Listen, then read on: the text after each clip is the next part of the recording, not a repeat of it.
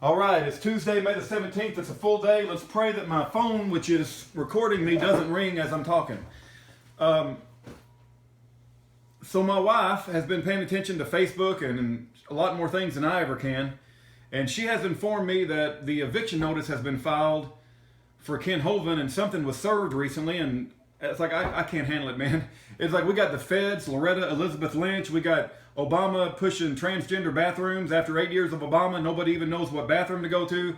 We got Eric Holder, who's left a legacy of corruption in the Department of Justice, IRS, FBI, and everything you can imagine. We got all of our good patriot brothers that are trying to stand up for liberty being thrown in prison left and right. And Ken Hovind's son is evicting his own dad. I mean, it's just families turning against family, and we ain't got enough problems with the feds. We're getting evicted by our own children nowadays. But anyway, I picked up the phone and called Ken Hovind's attorney.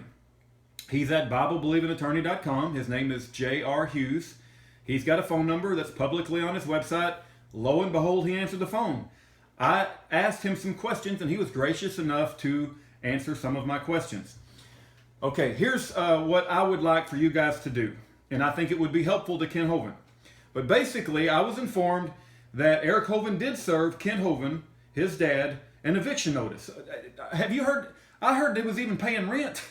It's like he goes to prison for 9 years as an innocent man, and when he comes back home, he got to pay rent to his son on a property that his ministry paid for. If that ain't something, I don't know what is. But anyway, okay. So Eric Hovind has the gall to serve his dad, his own dad, an eviction notice yesterday. My understanding is in the verbiage of that eviction notice, it says, Dad, you got to get out by Friday, right? Now, J.R. Hughes has said he's not worried about the law coming and putting Ken Hovind on the street Friday, which is what, 3 days from now? He's not concerned about that. That's not a concern, but that's what the eviction notice from Eric Hovind said. Okay, so there's a hearing, my understanding, on the 25th, which is Wednesday, I believe. And here's what I want you guys to do. Okay, this is my request for anybody that listens to this. I know my channel's not all that big, but maybe you can help get the word out.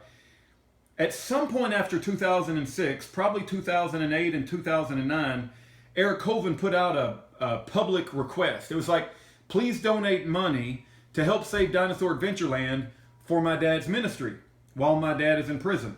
And many of you guys donated money with the expectation that you were going to help purchase Dinosaur Adventureland back from the IRS. I don't know how much money Eric Hovind raised, but it was you guys donated money to save the land for Ken Hovind and his ministry. Do you understand what I'm saying? Now, little did you know that Eric Hovind was going to turn out to be a swindler and abscond with the property, evict his own dad when he gets out of prison 9 years later, right? And doesn't even consider his dad and his ministry owner of the land anymore. Do you understand what I'm saying? So you guys will have standing, whoever donated any money for that purpose, if you're willing to sign an affidavit and mail it to me or call my wife. And I will make sure that gets forwarded to J.R. Hughes. Because when J.R. Hughes goes to that hearing and stands before that judge, wouldn't it be wonderful if J.R. Hughes has a list of papers from donors all over the world that says, yeah, we donated money at the request of Eric Hovind to save that land from the confiscation of the IRS to give to Ken Hovind and his ministry. That was the reason we expected that our monies was going to go to. Not so that Eric Hovind could abscond with the property and evict his own dad when he gets out of prison. Do you understand what I'm saying?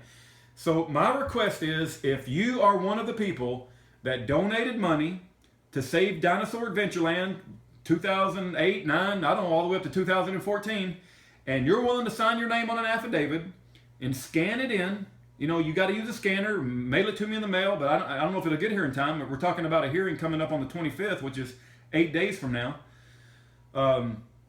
But if you can scan it in, sign an affidavit, all an affidavit is you just write a little paragraph. And if you just basically say, my name is so-and-so, I donated money for the express purpose of Dinosaur Adventureland being saved or, preserved for Ken Hovind and his ministry.